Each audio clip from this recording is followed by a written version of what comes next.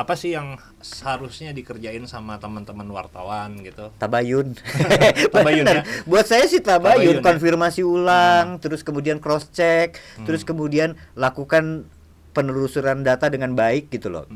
Tapi juga kalau mau nggak fair juga kalau menyalahkan pemberitaan berdasarkan cara kerja jurnalisnya doang. Kan nggak fair juga, Pak. Oh, Kan jurnalis juga menulis dari satu sumber. ya. Dari siapa sumbernya kan gitu. Oke. Kali ini kita ngobrolin keluar dari narkoba sebentar ya. Karena kan Sempat ada kaitannya, iya, sempat ada kaitannya. iya, ada kaitannya. Karena Sempet lah. mau bagaimanapun kanal ini masih berafiliasi Berkutat. sama Rumah Cemara ya, dan Rumah Cemara salah satu programnya adalah penanggulangan HIV gitu. HIV HIV. and AIDS.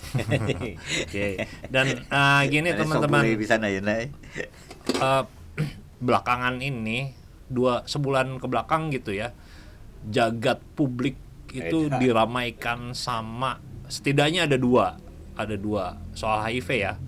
Yang pertama banyak media yang nulis soal di Bandung itu yang HIV kebanyakan mahasiswa gitu ya. Itu kan pada geger tuh ya, kemudian Darurat. sampai darurat HIV. Bandung darurat gitu kan. Mahasiswa ya, Gawat. mahasiswa lagi. Gawat. Ya, gitu. Kemudian yang kedua, yang wakil gubernur Jawa Barat bilang, ya kalau mau cegah HIV ya nikah dan poligami gitu kan. Itu kan bikin geger juga. Nah, saya bersama Tri Irwanda kita akan Awas ya kalau ngobrolin ngomongin soal orang ini. pengamat HIV AIDS. Betul. Ya kami ini sering ya ngamatin karena kerjaan ya teman-teman. Sering ngamatin soal apa ya? Soal perkembangan HIV gitu ya. Sama juga dengan narkoba juga sama. Ya memang dua-duanya pernah berkaitan lah ya Patria. Di Indonesia kan sempat heboh banget soal HIV karena jarum suntik narkoba Yes. yang tidak bersih ya, dipakai bergantian. Atau sebelumnya bahkan sama orang asing dan gay. Ya, kan? ya. Tahun 80-an kan itu kan. 80-an itu kan yang terjadi ya. Kawan-kawan yang terutama yang di Bandung pasti kerasa di atmosfernya karena ini juga rupanya menasional katanya, Pat. Apanya? Isu soal Bandung itu Ya gawat darurat iya, itu. kan tadi gue bilang jagat publik di Indonesia. Sampai heboh Ini gitu kan. geger loh. Ada satu berita teman-teman yang buat saya sih ya setegik gitu gitunya. Jadi gini, sampai dia bilang apa namanya ya hati-hati kalau ke Bandung gitu. Iya. Anjir. Cek urang tuh Dan jangan bergaul sama mahasiswa Bandung gitu. enggak sih sampai gitu-gitu tengok, tapi kan apa ya Pat ya gini. Oke, ada waktu itu saya nggak tahu harus ngusut dari mana ya ibaratnya kalau ini harus diusut. Tapi muasalnya itu loh yang saya bingung. Kan HIV AIDS mah dari dulu juga ada ya. Maksudnya jumlah kasus segini gitu kan, angka-angkanya segini, perkembangannya seperti ini. Itu kan dari dulu juga biasa gitu. Tapi kok yang kemarin kok jadi heboh pisan gitu. Apa yang terjadi gitu kan? Mahasiswa dari dulu juga ada yang kena apa? Yang terinfeksi kan, ada. dibilangnya Benar nggak sih? paling banyak adalah mahasiswa kan. Nah, di situ masalahnya, Pat. Jadi buat saya punya banyak teman wartawan atau jurnalis ya, atau yang teman-teman yang kerja di media, dan saya tahu ada yang juga kadang-kadang ngeledek saya sambil nontonin kanal ini. Yang nggak apa-apa Gitu. juga. Dan saya ya berharap kalau memang teman-teman ini jadi jurnalis yang balik gitunya, ya nulislah dengan balik gitu loh. Jadi kalau Balik tuh benar ya. Benar ya. Jadi kalau memang misalnya setahu saya dari obrolan dengan beberapa teman, itu setahu saya itu tuh pernyataannya awalnya tuh dimulai dengan misalnya jumlah kasus HIV sekian dan ada 414. Ada beberapa bilang 407 mahasiswa katanya yang HIV dan AIDS, tapi jumlah keseluruhannya 5.000 sekian. Jadi itu kan berarti ya, cuma berapa persennya? 6%-an lah, 6 nggak sampai 7% kan gitu. Saya sempat nulis soal ini di websitenya Rumah Cemara. Jadi saya tidak bermaksud menyepelekan jumlah yang sedikit tadi, yang 400-an mahasiswa itu. Bukan itu poin saya. Tapi poin saya gini teman-teman, dibanding 400 itu, dibandingkan yang 5.000, itu lebih loba bukan mahasiswa gitu loh. 6,97% itu adalah mahasiswa. Iya. Gitu. Dan itu pun Dan itu jumlah pun akumulasi. Jadi itu jumlah kumulatif Artinya sejak awal ditambahkan terus, nggak akan pernah turun ya Pat ya. Jadi kalau misalnya 2 ditambahin tahun berikutnya ada 10, berarti jadi 12 dan seterusnya. Jadi 400 itu bukan berarti semuanya mahasiswa terus selama 30 tahun sok. Iya. Kan dia pasti Kan nggak lulus masuk akal, gitu pasti ya. lulus satu Pat. Atau maaf misalnya dia keburu meninggal, Ya. misalnya udah meninggal tapi masih tercatat sebagai yang bagian dari Mahasiswa. 400 itu. Jadi balik lagi buat saya apa ya? Ya kalau boleh disebut ini kesalahan pemberitaan, saya berani bilang bahwa ini salah berita. Ya Ini lu kan nyebutnya di subjudulnya menyesatkan itu kalau buat saya. statistik yang dikemas sensasional. Sensasional. Jadi gini, kawan-kawan pastilah mudah-mudahan saya nggak tahu teman-teman bisa setuju atau enggak.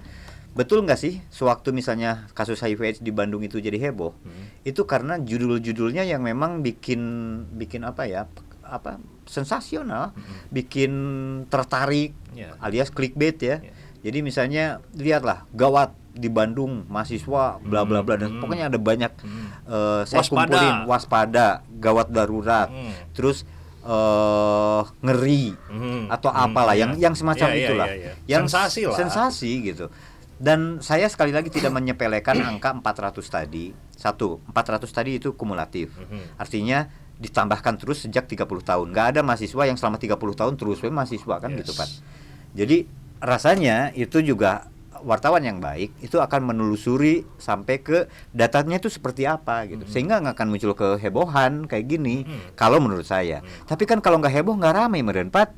Iya, Itu makanya, masalahnya iya, gitu. benar. Jadi rasanya adalah beberapa cara lain untuk itu bikin dari clickbait. tahun 91. Ya 91 bahkan ya. Jadi 30 tahun kan. 91 sampai 2021. Artinya 30 tahun loh, 3 dekade loh Pak. Dan HIV di Indonesia kan 87 ya, awal Yes. terdeteksinya di Bali. Nah, terus kemudian itu kumulatif angka tadi, mahasiswa nggak ada yang selama 30 tahun kuliah terus, statusnya mahasiswa terus. Itu udah bisa dipertanyakan. Terus kemudian angka kumulatif berarti itu termasuk mereka yang mohon maaf yang mungkin sudah meninggal.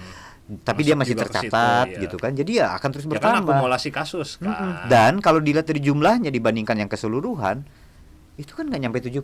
Iya, Apanya yang bikin 0,sekian heboh persen. gitu loh. Apanya? Status mahasiswanya, kan mereka mahasiswa harusnya terpelajar, harusnya apa? Ya tahu. Tidak seks bebas. Oh, gitu ya. saya tahu adalah harapan-harapan mahasiswa itu kan intelektual muda, Pat ya.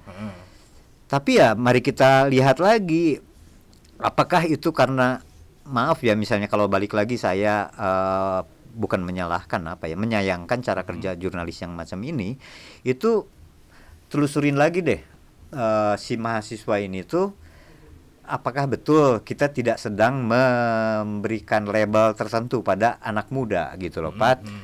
Karena kan kadung gini kan, kadung suka ada lah ungkapannya kalau anak muda di kota besar gitu kan, pastilah itu mah seks bebas. Pastilah itu mah gayanya hedonis. Pastilah itu mah pakai narkoba. Bener tuh, Pak? Yeah. Yoi. Jadi hal-hal macam itu seringkali mewarnai pemberitaan dan sebetulnya itu mitos gitu loh. Itu mitos-mitos. Apalagi kalau soal HIV ini, awal mulanya memang nggak pernah kelepas dari yang namanya mitos-mitos kan, Pat? Mitos. Sok bayangin nama lo. Awal HIV di Indonesia terdeteksi dari siapa? Orang asing. Orang asing. Bule ya. Bule. Lagi. Kalau udah bule berarti ya. Homo lagi. Gua nggak pengen bilang oh iya pasti kafir gitu ya, nggak deh. Saya rada khawatir sih lah ngomongin agama mah. Cuma oh iya bule. Oh iya dari barat gitu kan ya. Dan gay. Homo, iya. Dan homoseksual dan gay. Makin mengerucut nih pikiran kita. Pasti dia seks bebas. Pasti dia pahamnya ya kebarat-baratan, hedonistis. Kan gitu ya. Pendosa Jadi, lah. pokoknya penuh dosa dan sebagainya. Artinya terus itu terjadi sampai kemudian kalau ada anak muda yang kena, itu orang kemudian makin membenarkan penilaiannya Stigma kan, itu ya. stigmanya.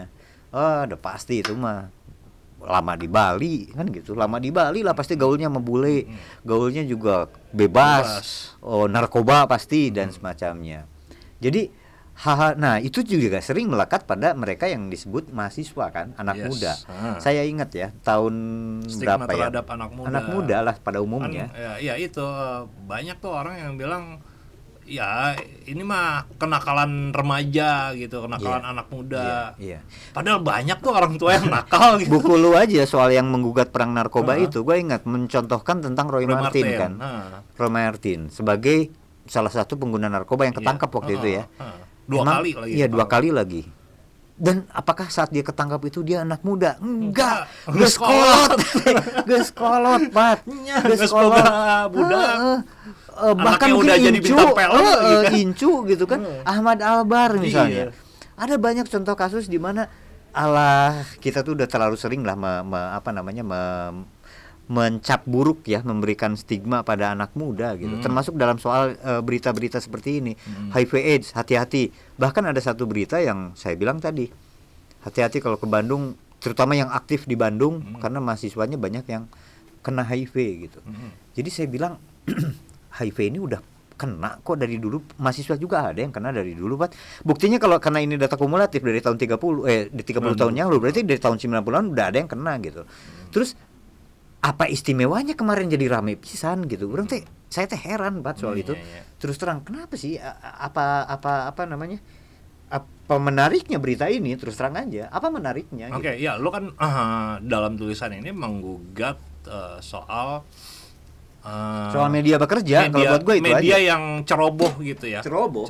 Ada beberapa dalam mengolah statistik ya kan. Ada beberapa yang gue bisa bilang itu benar-benar ceroboh dalam menangkap pernyataan narasumber. Narasumber yang jelas misalnya menyebutkan bahwa datanya itu kumulatif, misalnya dia tangkap sebagai ini mahasiswa nih.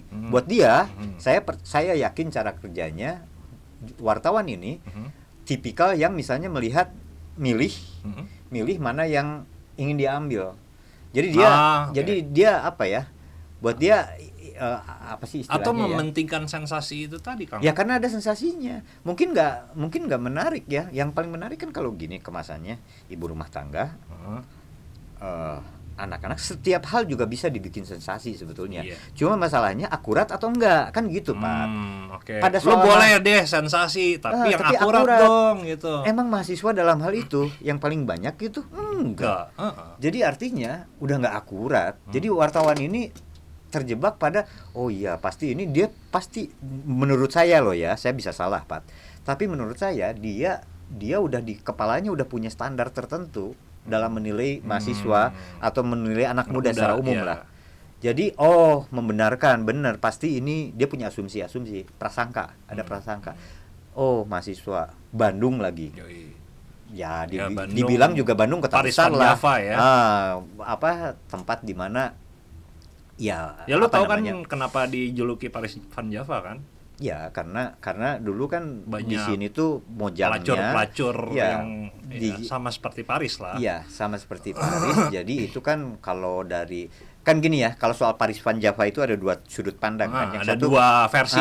Yang satu menyebutkan bahwa ini seperti kota Paris, makanya ada kota kembangnya disebutnya, banyak bunga dan seterusnya. Tapi yang satu lagi justru faktanya adalah Bandung ini banyak tersedia perempuan-perempuan ya yang bisa disewakan untuk menghibur para pengusaha, karena di sini dulu sering ketemu pengusaha-pengusaha untuk ngomongin soal misalnya teh, ngomongin soal sayuran, kopi, pokoknya tempat bertemunya apa ya istilahnya, pokoknya ada salah satu gedung Jabbers di Bandung tuh ada bandar-bandar VOC zaman dulu kan. Iya, dan itu mereka senang di sini. Kenapa? Karena monjangnya cantik-cantik menurut mereka dan bisa ya dalam tanda petik ya menghibur mereka lah gitu. Jadi itu buat mereka menyenangkan seperti kota Paris mungkinnya atau apa.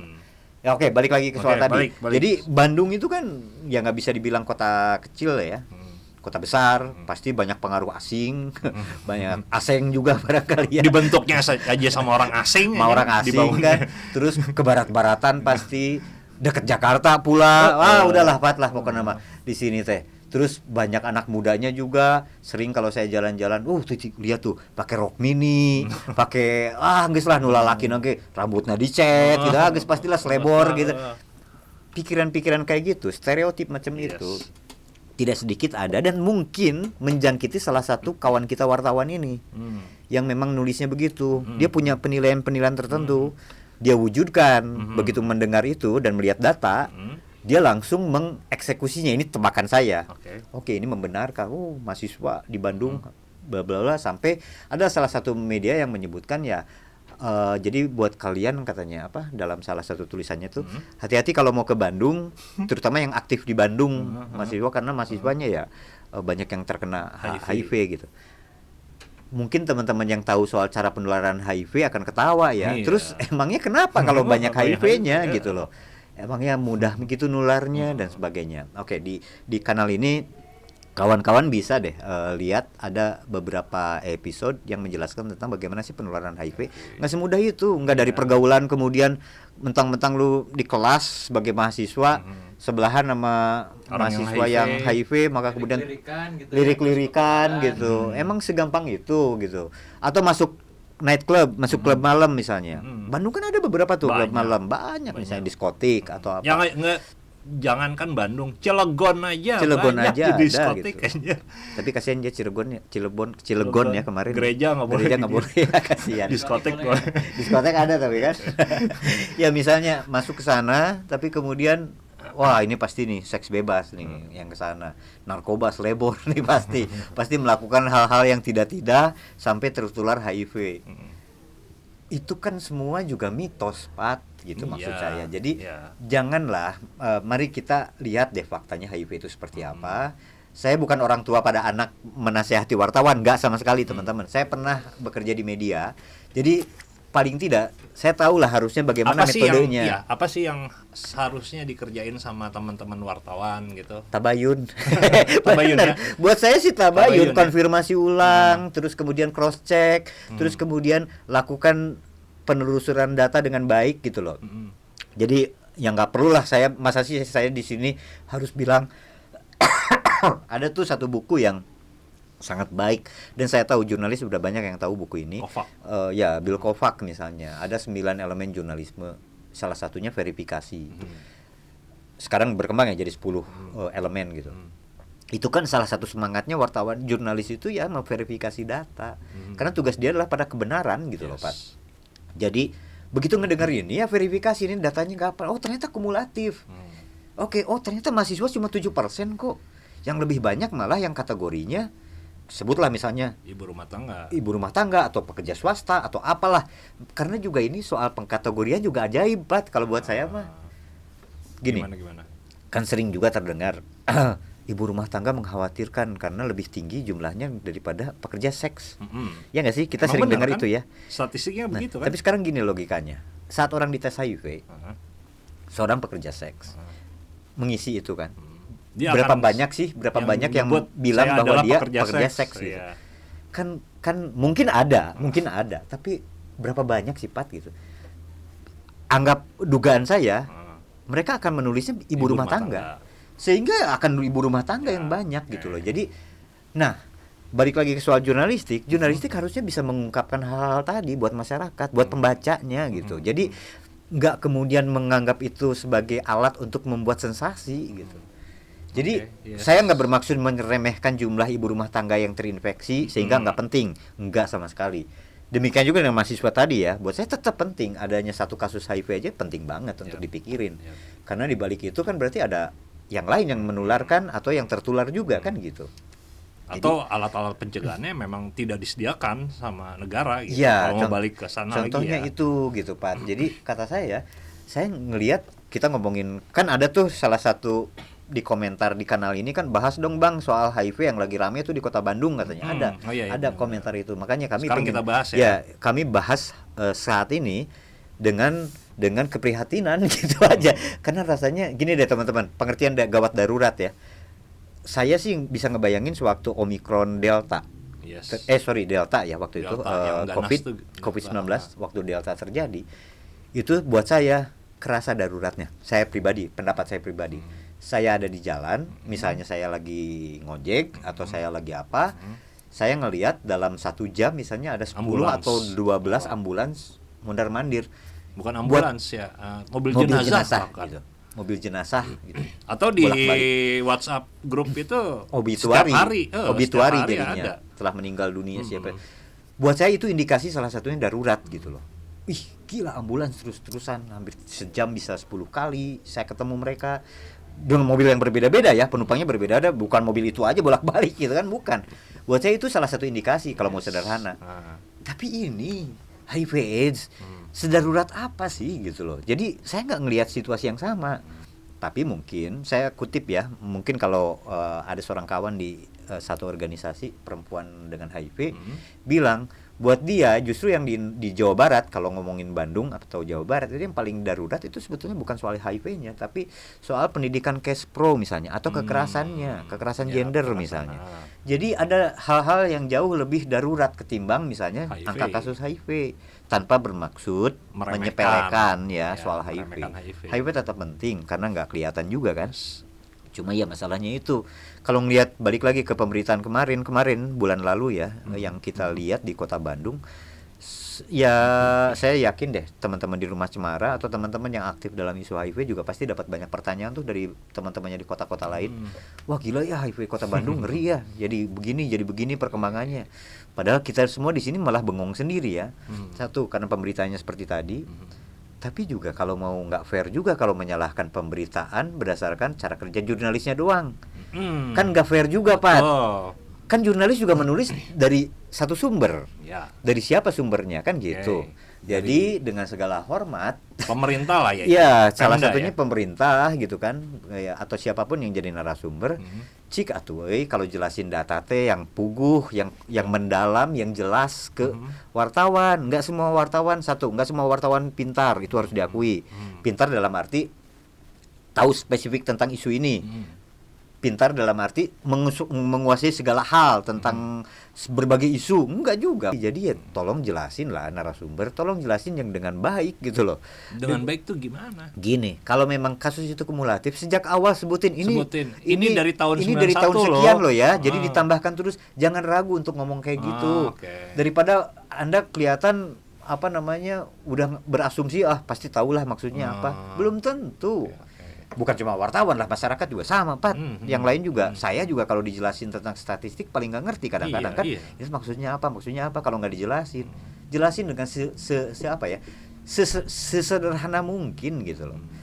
Itu satu. Sederhana dan mudah komprehensif dan mendalam gitu loh.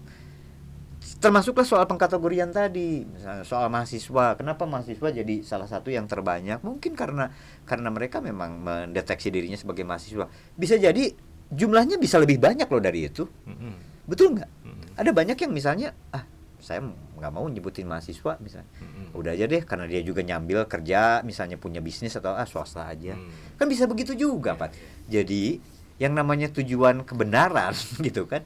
Itu jadi tidak terbongkar juga, tidak terungkap juga. Nah, alih-alih mengungkapkan kebenaran yang ada adalah bias justru. Bahkan menyesatkan. Bias, dan dari bias itu maka sesat kan jadinya.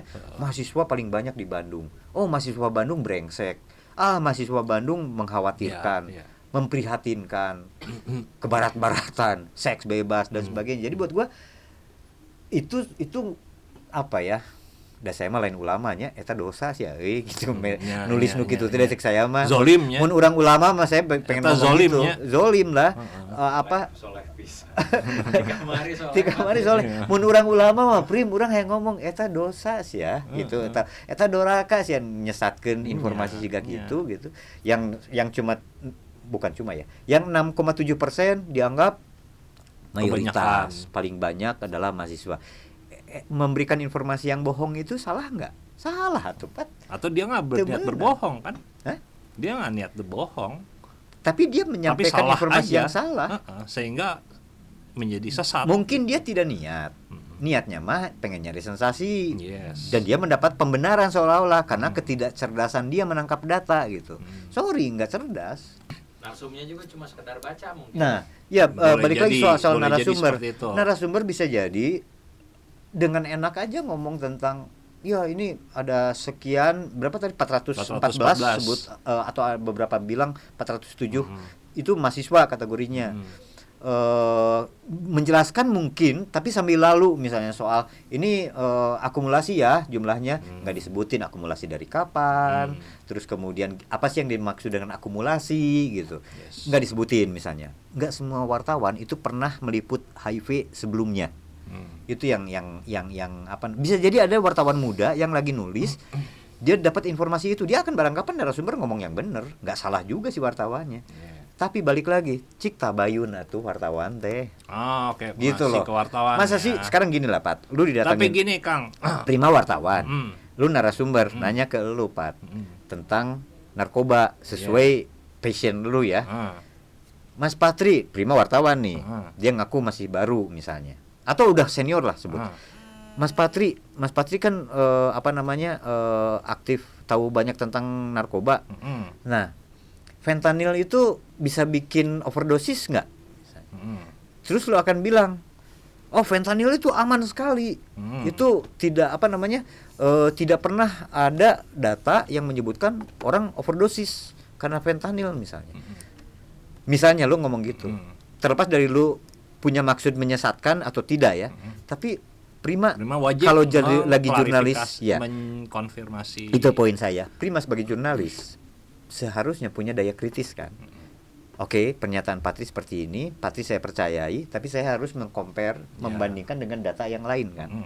Betul nggak sih? Kemudian dia browsing. Oh ternyata ada beberapa kasus overdosis. Oh ternyata nggak sepenuhnya benar gitu. Bisa jadi si Patri berbohong, bisa jadi narasumber ini juga menyembunyikan sesuatu sehingga dia berbohong, atau bisa jadi narasumber ini juga nggak tahu. Artinya ada kompetensi yang diragukan juga. Tapi bahwa faktanya Patri mengatakan itu fakta, Pak. Itu jurnalis bisa bilang begitu. Oke, Patri mengatakan begini misalnya. Sah aja.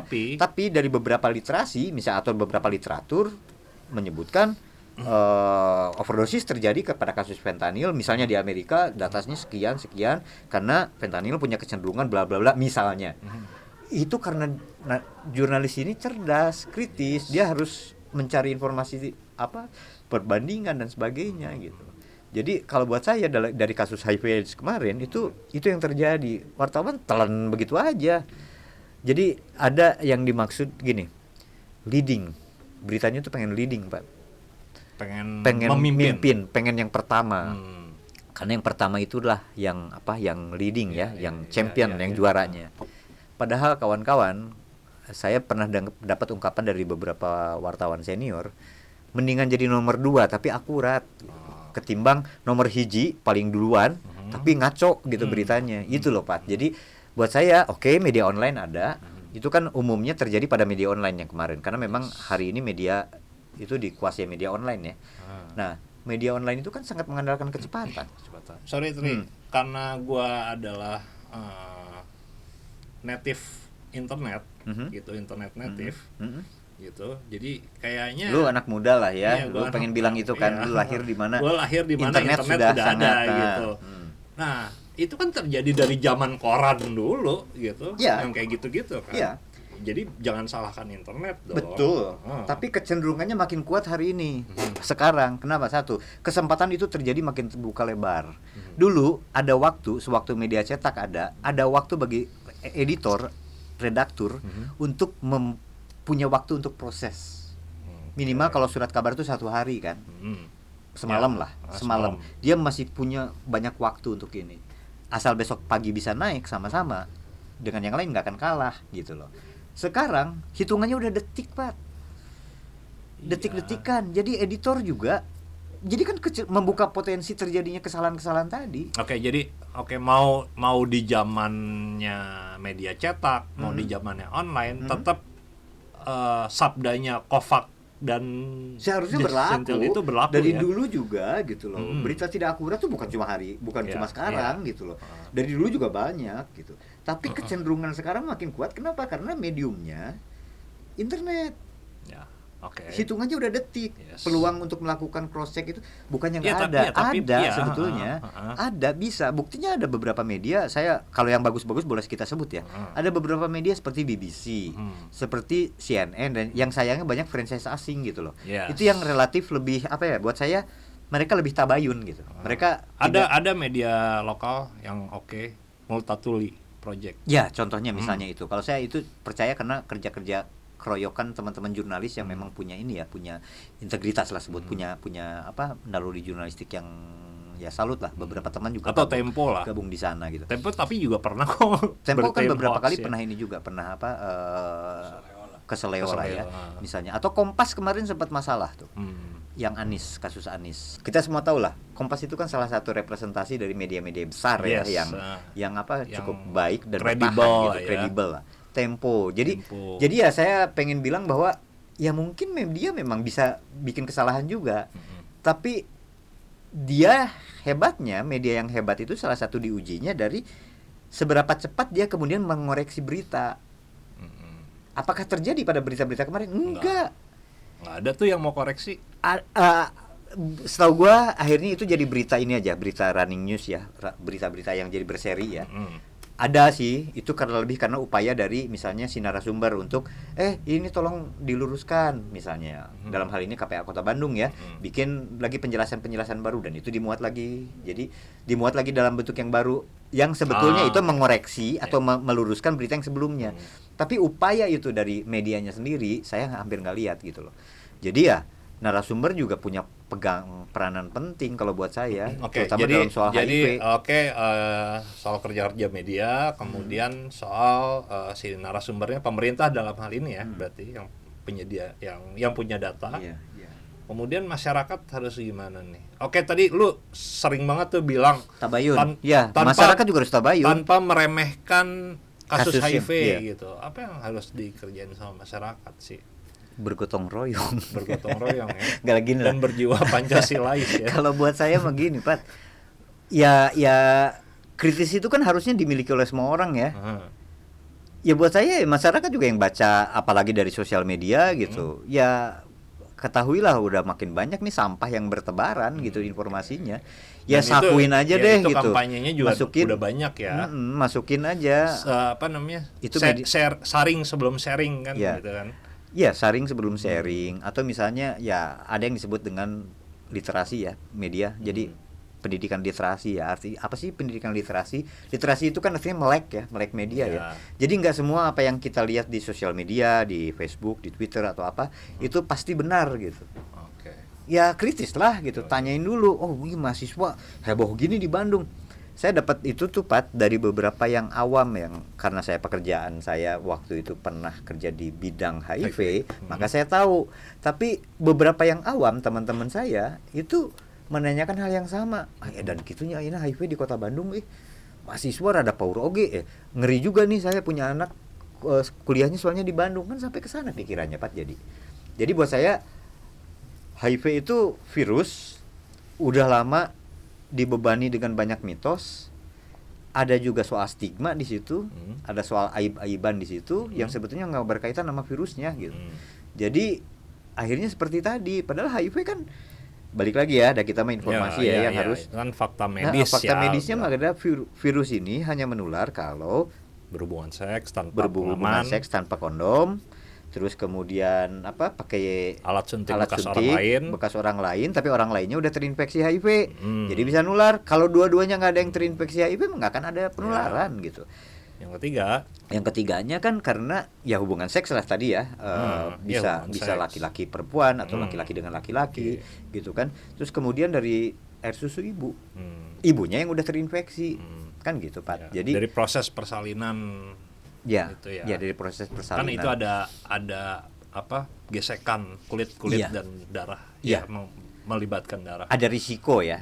Meskipun tidak 100% kemudian terjadi misalnya, tapi potensi itu besar gitu kan. Sama dengan yang kan bisa jadi kalau kan satu-satunya jalan mah udah terinfeksi atau belum kan itu dari tes. Iya kan, dari tes HIV itu aja. Jadi apakah kemudian ini ada dua orang nih gay dua-duanya. Dia ada di dalam satu kamar, tapi kemudian si gay ini salah satunya di tes HIV nggak ada yang HIV, dan mereka nge-seks tanpa kondom. Ada risiko HIV nggak sih? Nggak ada HIV-nya misalnya kan gitu juga. Jadi kalau mau ekstrim ya, contohnya sama dengan yang narkoba suntik. Gua malu pakai misalnya, saya nggak ada HIV misalnya di tes, lu juga nggak ada HIV misalnya. Lu pakai jarum bekas gue. Iya misalnya, itu ada nggak risikonya? saat kita tahu status kita masing-masing dan kita aman dalam arti ini ya. Kita Ya, tahu tidak status, terinfeksi, tahu tahu status. status. Ya nggak ada penularan karena nggak ada virusnya, nggak tiba-tiba jatuh dari langit kan gitu. Jadi itu mah virus teman-teman. Jadi buat saya sih topik ini tuh udah banyak dibebani dengan banyak informasi yang sesat lah. Tapi teman-teman itu poinnya. Yang terjadi di Bandung kemarin banyak biasnya, itu aja. Banyak biasnya. Bahwa HIV ada di Kota Bandung kasusnya ya. Iya. Bahwa mungkin jumlahnya seperti yang dilansir itu 5 ribuan mungkin ya. Iya. Sejauh yang bisa dites ya, hasil tesnya. Bisa juga jadi lebih banyak, Lebih banyak. sebetulnya. Bisa jadi lebih banyak karena banyak juga yang pasti belum dites Belum tes. gitu loh. Ah. Jadi kawan-kawan itu yang pengen kami sampaikan untuk ngejawab ada salah satu komentar Ya. yang bilang bahas dong Mas, fenomena soal itu HIV aja. yang di Bandung kemarin. Oke. Buat kanal ini mah memprihatinkan lah kemarin mah gitu rame aneh gitu kan. Saya kira teh bakal ada apa gitu program yang jauh lebih lebih kena gitu loh, lebih kena di masyarakat. Oke. Lu kayak Brimob aja siap-siap. Oh, Oke kawan-kawan itu Oke, dulu ya. teman-teman. Saya tahu Sip. ini pembicaraan bisa rame, bisa panjang tapi kami agak lelah. Jadi kami cukupkan dulu. Yuk, makasih Oke. banyak ya. Ya, Yuk. dadah.